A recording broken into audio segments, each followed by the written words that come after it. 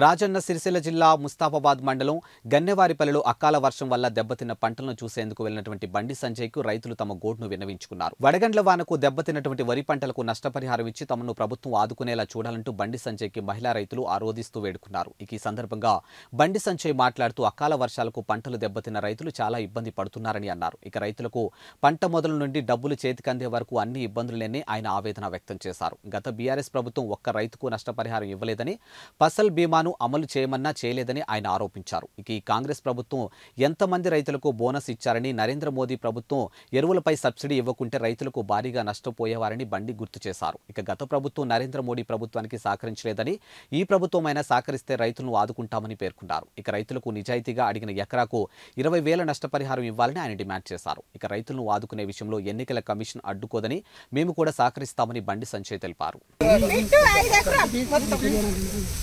5 ఎకరాలు మొత్తం అక్కడ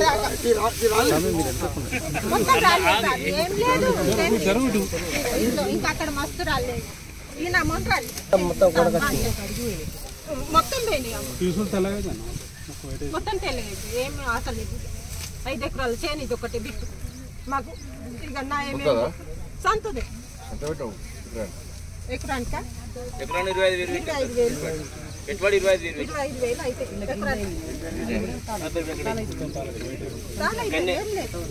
ఇది సంత సేని నేను వేసుకోను, నాదే సంత వేసుకుంటా ఊకుంటా సార్. 5 ఎకరాలు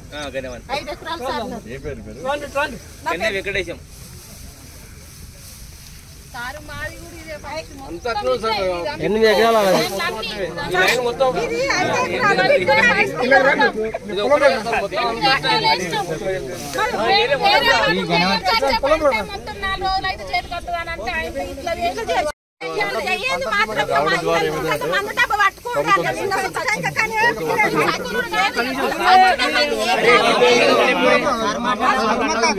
దేనికోసం వస్తామంటే ప్రభుత్వం ఒత్తిడి వస్తుంది, ప్రభుత్వం డిమాండ్ చేస్తాము, కొట్లాడతాము.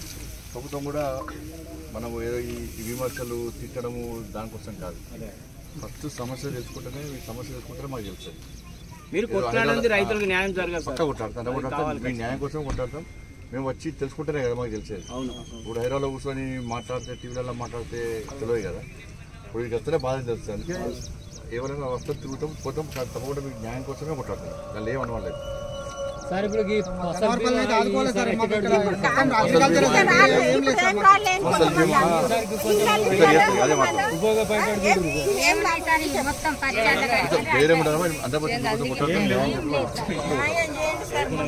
కేసీఆర్ మొత్తం ముంచిండు, అది ఈ గవర్నమెంట్ మేము గట్టిగా ఆడుతాం, చేస్తారని నమ్మకం.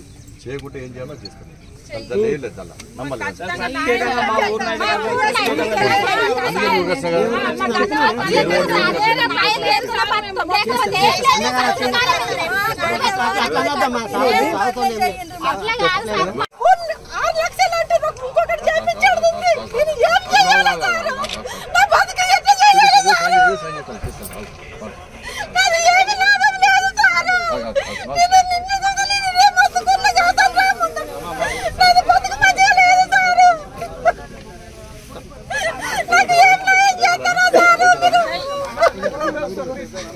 బాబు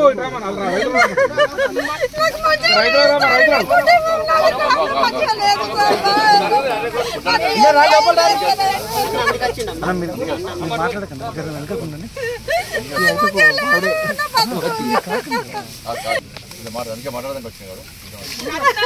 మాట్లాడాలి